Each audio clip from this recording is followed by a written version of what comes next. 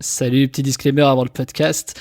Sache que tu as toujours la formation à 7 € jusqu'à demain soir. Après, elle passe à 97 € sur comment rédiger un email qui vend. T'as le lien en description, tu cliques dessus et puis t'apprends à faire des emails qui vendent, tout simplement. Ok? Allez, on y va pour le podcast. Salut, c'est Cyril de Web de Fou, j'espère que t'as la forme aujourd'hui. On se retrouve pour parler de comment segmenter efficacement ta liste email. C'est un sujet très épineux déjà, et puis c'est un sujet qui concerne tout le monde, que tu aies une petite ou une grande audience, dans tous les cas segmenter, c'est un peu le nerf de la guerre et c'est ce qui te fait arriver le cash en masse, voilà. Avant ça, pense à t'abonner, je sais pas où tu m'écoutes, Apple Podcast, YouTube, machin, bref, tu cliques sur le bouton s'abonner, il est gros, tu vas te trouver, j'en suis certain, et surtout tu vas dans la description du podcast ou de la vidéo, t'as un lien, tu cliques dessus, rejoindre mes contacts privés, et puis tu t'inscris tout simplement pour louper aucune news, aucune info, aucun podcast, aucune formation, rien du tout, tu louperas rien si tu t'inscris, c'est certain. Et puis c'est des infos qui généralement, de toute façon, changent ton business et même ta vie, crois-moi. Ok ? Allez, on y va. J'adore ce sujet de segmentation, tu vois. Moi, c'est un sujet qui me passionne parce que c'est un peu le nerf de la guerre. Moi, c'est comme ça que j'ai commencé un peu à exceller dans mon domaine d'email. À partir du moment où tu segmentes, tu vois, t'as énormément de types de segmentation. Je t'en donne juste comme ça, histoire de chauffer le truc. Les devices, tu sais, que ce soit un iPhone, un portable, un desktop, un mobile, si c'est un navigateur, je sais pas si tu t'en navigues sur Mozilla, sur Chrome, t'imagines le nombre de segmentations qu'on peut faire.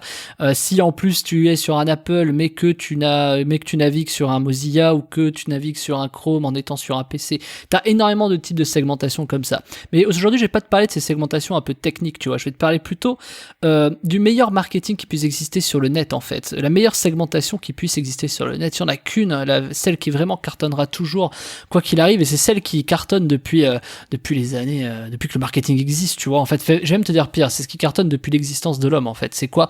C'est tout simplement le marketing comportemental. C'est tout ce qui est à base de comportement, tu vois. Les comportements humains, c'est ce qui fait de toute façon le plus vendre. Ça et l'émotion, bien sûr, mais l'émotion est un comportement humain. On va y venir juste après. Donc pourquoi je te parle de ça et pourquoi on parle de segmenter ta liste ? En fait, la segmentation, elle vient à plusieurs endroits. Alors moi, comme tu le sais, je suis spécialisé dans l'email. Si tu le sais pas, voilà, maintenant tu le sais. Cette segmentation, elle est venue de plusieurs facteurs. Pourquoi le comportement ? Quand tu fais un email, le seul vrai facteur que tu peux avoir, c'est le comportement de l'utilisateur. C'est-à-dire que, tu vois, t'as pas des outils du genre, est-ce que en changeant un mot, ou est-ce que s'il a navigue là, est-ce qu'il a scrollé ou pas, est-ce que machin, enfin, tu sais, te prendre la tête sur des trucs qui de toute façon servent à rien. Alors ça sert à rien. Si c'est pas fait efficacement, ça sert à rien. Tu vois, on s'intéresse à beaucoup de sujets, mais on va jamais vraiment jusqu'au fond. Si t'es à fond sur ce sujet, bien sûr que ça sert.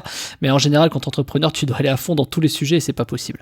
Donc, c'est quoi ce truc ? L'email a cette particularité d'être hyper simpliste. Tu vois, l'email, il a pas évolué en fait depuis les années 90, depuis le début des années 2000. Il a pas évolué. Tu vois, même la rédaction des contenus email, aujourd'hui, c'est des tables. Tu sais, c'est comme ça qu'on faisait les sites web au début des années 2000. Il y a plein de choses qui passent pas. Tu vois, il y a plein de choses que tu peux pas faire dans les emails que tu peux faire sur un site web, tu vois. D'ailleurs, est-ce que tu as déjà essayé de mettre une page de vente, tu sais, qui fait 3 km dans un email ? C'est assez rigolo. En fait, tu peux pas vraiment le faire, tu vois, il y a des trucs que tu peux pas faire. Tu peux dans la théorie, mais dans la pratique, ça marche pas vraiment comme ça. Donc, pourquoi c'est intéressant d'analyser ça ? Parce que depuis 20 ans, en fait, si l'email n'a pas changé, c'est qu'il y a une certaine raison, et je vais pas te la donner parce que c'est pas le sujet de ce podcast, mais c'est quelque chose à analyser. C'est-à-dire que pourquoi il n'a pas évolué, pourquoi on continue à envoyer des emails, et pourquoi finalement c'est toujours le vecteur le plus intéressant. Si t'as écouté mes anciens podcasts, tu sais que pour moi c'est l'email qui crèvera jamais, et pas que ça d'ailleurs, le SMS, etc. Mais la segmentation de l'email, elle vient de ce facteur-là. En fait, il y a pas beaucoup de choses auxquelles il n'y a pas beaucoup de choses que tu peux faire en fait dans l'email, et le fait que tu puisses pas faire beaucoup de choses, ça te contraint à te focaliser en fait sur les bonnes choses, tu vois, contrairement à une page de vente où tu sais pas trop, tu vois, où est-ce qu'il faut regarder le bouton, le machin, est-ce que c'est le titre, est-ce que c'est le bouton, est-ce que c'est la couleur, est-ce que c'est l'emplacement, est-ce que c'est la suite logique de ce que je dis, comment il faut le rédiger, etc. C'est pas du tout ça. L'email, la particularité qu'il a, c'est le comportement. Et le comportement, c'est quoi ? Je te le donne. Est-ce que le message a été délivré ? Est-ce que le message a été ouvert ? Est-ce que le message a été cliqué ? Est-ce que la personne a lu mais pas cliqué ? Est-ce qu'elle a lu et cliqué ? Est-ce qu'elle l'a lu plus de 20 secondes, moins de 20 secondes ? Qu'est-ce qui s'est passé ? Où est-ce qu'elle a cliqué, la personne, l'internaute ? Où est-ce que, tu vois, tout ce qui est à base de comportement a bien reçu, n'a pas bien reçu, a été délivré, n'a pas ouvert, a cliqué, n'a pas cliqué, s'est désabonné est aussi un comportement, la personne qui se désabonne, c'est un comportement qui est intéressant. Est-ce que je vais aller plus loin, est-ce que la personne a cliqué plusieurs fois ? Est-ce qu'elle a réouvert plusieurs fois ? Tu vois, tout ce comportement, tout ce qui est à base de comportement, c'est ce qui fait la valeur ajoutée vraiment de la segmentation d'une liste. Alors, Attention, petit prérequis quand même. Je parle pas de comment segmenter tes audiences par centre d'intérêt. Par exemple, est-ce que j'aime l'automobile ou est-ce que j'aime le fitness? Tu vois, ça me paraît un peu évident tout ça. Hein. On part du principe qu'on a une base, peu importe l'audience, et comment on va aller la segmenter efficacement. Aujourd'hui, je vais pas te parler de comment segmenter une liste de fitness alors que tu as une liste immobilière. Tu vois, c'est pas du tout ça. Je le dis parce que des fois, on confond un peu ce genre de sujet. Et pourtant, c'est difficilement confondable, mais je sais que dans la tête, des fois, on fait des amalgames. Donc voilà, quand tu as une liste dans ton audience, pour la segmenter, c'est assez simple en fait, le comportement. Quand tu fais un comportement, ce qu'il faut regarder, c'est plusieurs facteurs. Le premier, c'est est-ce que la personne a ouvert déjà. Voilà, le fait qu'elle a été délivrée, on va dire que c'est plus une question de technique. Bon, est-ce qu'elle a bien reçu, est-ce que ça a été délivré? Ça c'est technique. Ensuite, c'est est-ce que la personne, une fois qu'elle a ouvert, enfin une fois qu'elle a été délivrée ou reçue, est-ce que la personne ouvre l'email? À partir de là, on génère le premier comportement. On est capable, à travers les taux d'ouverture, du coup, de dire si l'objet marche plus ou moins. C'est donc un comportement. Tiens, mon objet a bien marché, celui-là non. Ça permet d'avoir des certitudes plus ou moins marketing sur sa liste. Ensuite, il y a le clic. Est-ce que la personne a cliqué, le contenu est intéressant ou pas? Ok. Maintenant, sur ce contenu, on va être capable de faire beaucoup d'A/B testing, tu vois. Est-ce que la personne a cliqué sur cette image, sur ce lien, sur oui, sur non, sur peut-être, sur comment, sur pourquoi? Tu vois, peu importe. Et là où c'est hyper intéressant, c'est que quand tu as beaucoup d'emails et que tu envoies beaucoup d'emails, par exemple, je sais pas si tu envoies un email par jour ou 10 par jour, enfin 3, hein, comme le dit la RGPD, à partir du moment où tu envoies 3 emails par jour, t'es capable de savoir, tu vois, je sais pas, au bout de 30 jours, ça te fait 90 emails envoyés, tu commences à avoir un peu de certitude. Tu sais les call to action qui marchent, c'est-à-dire tu sais que ce bouton marche et celui-là non, et ça te donne un peu des certitudes. Donc à partir de là, tu es capable de savoir que les gens sont intéressés plutôt par ça ou plutôt par ça. Je vais essayer de te prendre le truc tout simple. Je vais te prendre l'exemple de l'alimentaire.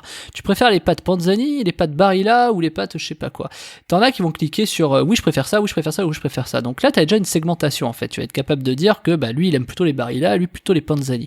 Et donc dans les pâtes t'es capable de faire des sous-catégories de segmentation et de dire bah lui il préfère les Panzani, lui il préfère les Barilla. Quel intérêt de faire ça? Tu vas me dire de vendre des pâtes. Ben non en fait.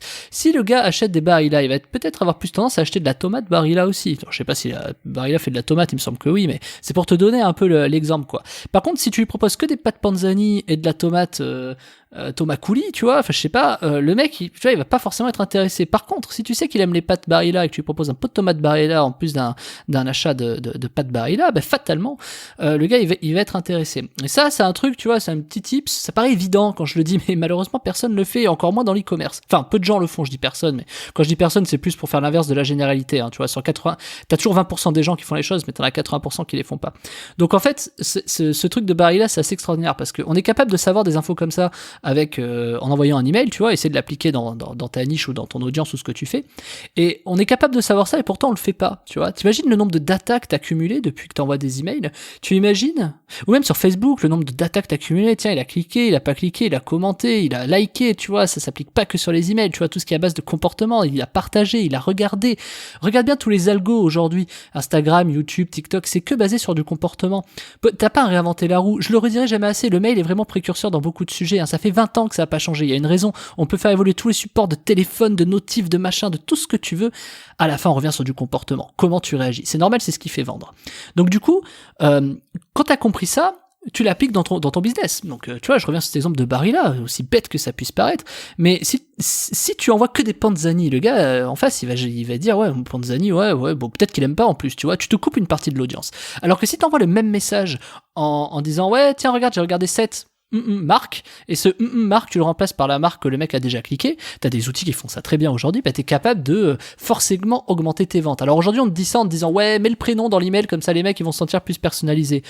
Ouais, bien sûr, c'est vrai, ça, t'as raison, tu vois, moi je vais te dire, moi je mets pas l'email, je mets pas le prénom dans mes emails parce que tout le monde le fait déjà, et puis c'est pas quelque chose qui dérange, tu vois, on sait que la personne, on s'adresse à elle, et voilà, bon alors forcément, dès que tu mets un peu de personnalisation, ça marche mieux, on est bien d'accord. Mais moi je trouve ça plus intéressant et beaucoup plus performant, plutôt de mettre la marque de la pâte que la personne aime plutôt que son prénom, parce que tu vois, tu t'adresses directement à lui en plus. Et fatalement, là après, si tu rajoutes le prénom, si tu rajoutes tous les éléments qui font le comportement, la personnalisation, forcément tu fais de l'argent. Donc ça c'est vraiment un petit hack, c'est vraiment un petit truc qui te permet de segmenter efficacement. Alors là, je te parle de pâtes, mais je vais te donner un dernier exemple. Je vais essayer de faire ce podcast et finir là-dessus. Je sais pas si t'aimes plutôt, je sais pas, t'es sensible à des marques, tu vois, je vais revenir sur je sais pas, tu sais, le chocolat quand t'es petit, ou je sais pas si t'as bu du chocolat quand t'étais petit, peu importe, mais tu sais, t'as Nesquik, Banania, etc. Bon, bah, forcément, si tu sais que le mec préfère du Nesquik ou du Banania, bah, tu peux lui proposer des produits qui sont plus en rapport, tu vois. Et c'est exactement la même chose. Et je vais te donner un autre exemple de comportement qui est l'achat. Tu vois, quand t'as des gens qui ont des comportements d'achat assez compulsifs ou qui achètent beaucoup de tes produits, t'es capable de savoir qu'ils préfèrent plutôt ces types de produits que ceux-là, tu sais, à force. Toutes ces segmentations de comportement, c'est la clé du business. Parce que t'es capable d'adresser de la personnalisation et des produits personnalisés qui correspondent aux personnes. Tu vois. Et je vais donner un autre exemple de personnalisation qu'on oublie vraiment à chaque fois. C'est tout ce qui est à base d'âge. C'est-à-dire que tu vois, tu peux pas proposer. Donc là, on parle de segmenter une liste d'une autre façon. Tu vois, là, c'est plus un critère de comportement, c'est un critère un peu technique qui concerne la personne. Mais ce critère, il induit des comportements. Je t'explique pourquoi. Si t'as 35 ans et que t'as un enfant, je précise bien, et que t'as un enfant, ok. Si t'as 35 ans et que t'as un enfant, ton enfant, bon. A priori, sauf erreur, pardon, oula, c'est pas ça que je voulais dire. Normalement, il a moins de 18 ans. Tu vois, c'est ça que je veux dire. Sur 35 ans, il a peut-être moins de 18, il a forcément moins de 18 ans. Pas forcément, mais en tout cas, normalement, il a moins de 18 ans. Quand il a moins de 18 ans, cet enfant, tu es capable de savoir qu'il va avoir 18 ans, qu'il va devoir avoir passé son permis, etc. Et là, on va arriver sur du marketing. C'est une prochaine étape, c'est du marketing prédictif, tu vois. C'est de savoir qu'il aura besoin de ça, il aura besoin de ça, il aura besoin de ça. Sache que la meilleure cible qui existe, ce sont les femmes entre 25 et 30 ans qui viennent d'avoir un enfant. Parce qu'à partir du moment où tu sais que la personne a un enfant, tu peux le suivre au niveau marketing. Tu peux suivre cette femme, cette famille, d'un point de vue marketing. Alors bon, l'argent, c'est pas mal, hein, ceux qui diront, oh là là, mais c'est l'horreur de faire ça. Bah non, ça s'appelle du marketing, en fait. Parce que dans tous les cas, une maman, elle va acheter des choses pour son enfant. Et elle va racheter des habits, tu vois. Elle va pas le laisser à poil, c'est pas évident. Donc du coup, voilà. Et cet enfant, bah, il va aller à l'école, il va faire du sport, il va avoir des besoins. Tu vois, quand il aura 7-10 ans, il aura besoin de téléphone, d'ordinateur, de machin. Enfin, tu vois, il va avoir des trucs, quoi. On est au 21e siècle, quoi. Donc forcément, il va avoir ses envies. Et puis tu vas pouvoir le suivre toute sa vie, en fait. Tu vois, quand 18 ans, quand il va passer son permis, quand il aura sa première femme, quand il voudra aller sur des sites de rencontres, etc., etc. Ça va toujours suivre. Donc à partir du moment où tu qualifies bien ta base au départ, donc là je parle de qualification et de segmentation par critères techniques, donc l'âge, derrière il faut que tu saches par exemple le comportement qu'il va avoir. Et forcément le comportement, petit tips, forcément de fin de podcast, le comportement il change de mois en mois, d'année en année, de semaine en semaine. Quand ce comportement change, il faut toujours savoir l'analyser. Par exemple, t'es pas à l'abri que dans ta liste email, quand tu fais des produits, il y a un mec qui clique à plusieurs endroits. Donc ça c'est les comportements les plus problématique, c'est-à-dire que du coup les mecs ils sont un peu indécis, tu vois. Ce serait intéressant de tu préfères la vanille ou le chocolat, tu vois, de faire ça dans un mail pour savoir si t'en as qui cliquent sur la vanille et le chocolat parce qu'ils reviennent. Et il y en a qui le font, je te le dis, il y en a qui le font, c'est pas est-ce qu'ils le font, il y en a qui le font. Donc du coup, une fois qu'ils font ça, ben c'est à toi de savoir derrière si qu'est-ce que tu leur proposes, tu vois. Donc s'ils préfèrent la vanille, tu t'éviteras de leur proposer des choses au chocolat, tu vois. Et c'est des critères qui sont vraiment capitaux. Je vais te donner un exemple, moi je te parle pas vraiment de ça au hasard, j'avais fait ce choix de segmentation sur des couleurs, moi, des parfums. Et quand j'ai vendu des macarons, c'était des macarons que je vendais pour un client. Eh ben, c'est bête, mais le fait d'envoyer des gens qui aiment la vanille sur de la vanille, ça faisait forcément décupler tes ventes. Je vais te donner un exemple. Tu peux, donc c'est un peu le principe des landing pages et des sales pages, des pages de vente. Si tu me suis, tu sais de quoi je parle. La vanille, si tu donnes le choix aux gens en disant, tiens, voilà 5 parfums possibles. Même celui qui aime la vanille, il prendra pas forcément la vanille. Mais par contre, du coup, il l'achètera peut-être pas. Alors que si quelqu'un qui aime la vanille, tu lui proposes un produit de vanille, forcément il va acheter en fait. Alors forcément, pas à 100%, mais il va acheter. Il sera plus susceptible d'acheter parce que il connaît, ça lui rappelle des choses, c'est du plaisir, en fait tu joues sur l'émotion. Et le fait d'aller segmenter le comportement, en fait, ça te permet d'aller toucher tout de suite l'émotion. Tu vois, si t'aimes, je sais pas, imagine, t'aimes Panzani. Pourquoi tu crois que Panzani, tu vas réussir à acheter un paquet de pâtes Panzani et proposer un pot de tomates Panzani? Parce que t'aimes la marque, parce que ça te rappelle des choses. Si tu préfères Panzani à Barilla, c'est qu'il y a une raison, et cette raison, forcément le pot de tomate va te l'évoquer parce que tu connais la marque, tu vois, c'est un peu la même chose. C'est comme quand il y a un nouveau produit Apple, en fait. Les nouveaux produits Apple, on les aime, donc, enfin je dis on, ceux qui en consomment, on aime le produit Apple, donc du coup, forcément, quand il y a quelque chose qui sort, on a envie de l'avoir, tu vois, peu importe ce que c'est. Et c'est du marketing comportemental, quoi qu'on en dise, voilà. Donc ce marketing comportemental, c'est celui que tu dois avoir le plus en tête. C'est quoi? S'il y a un marketing que tu dois faire attention, c'est celui-là. Segmenter efficacement ta liste email, c'est faire du marketing comportemental. Tous ceux qui font autre chose, c'est nul. Je te le dis, ils vont aller gratter, par exemple, des problèmes de délivrabilité, ils vont aller gratter des est-ce qu'il qu'il a un Google Chrome sur son PC ou est-ce que c'est une tablette, est-ce qu'il a Windows 7 ou Windows 10 parce qu'en fonction il y a pas ça. Ça pour moi j'appelle ça, excuse-moi, j'appelle ça de la branlette intellectuelle. C'est plus histoire de dire, tu sais, c'est un peu, est-ce qu'on met le mot efficace ou est-ce qu'on met le mot efficace au pluriel ou on le met au singulier. Ah, je sais pas les gars, faut faire une réunion, tu vois. C'est le genre de truc que je déteste. Donc fatalement, ça c'est de la pignole, quoi. Voilà, bon bref, ça c'est quelque chose qui m'énerve, tu l'auras bien compris. Donc segmente ta liste de manière comportementale et tu vas voir que forcément tes résultats ils vont tout de suite augmenter. Ok. Bon ouais, Martin, j'étais heureux de te parler aujourd'hui. Je te le dis quand même, hein, je te fais un petit disclaimer. Je crois qu'il reste que 2 jours. Là. Je sais plus quel jour je vais sortir ce podcast. Je crois que ça va être samedi. Je crois qu'il reste que 2 jours. Donc aujourd'hui et demain pour profiter de la place. Sur la formation que tu as en description. Donc c'est comment rédiger un email efficace, tu vas voir comment faire un email qui vend, quoi, et tu vas voir que c'est une méthode qui cartonne. Il y en a pas mal là déjà qui l'ont acheté, il y a eu, je sais pas, il y a eu un sacré engouement autour de ça. Je sais pas si c'est le live chez Seb BHM, mais il y a eu un sacré engouement autour de ce sujet. Donc ouais, il y a eu pas mal de places qui sont parties. Donc vas-y avant que je la retire parce qu'après ça passe à 97 €. Ok, allez, bah t'as le lien en description. Salut Martin, je te dis à demain.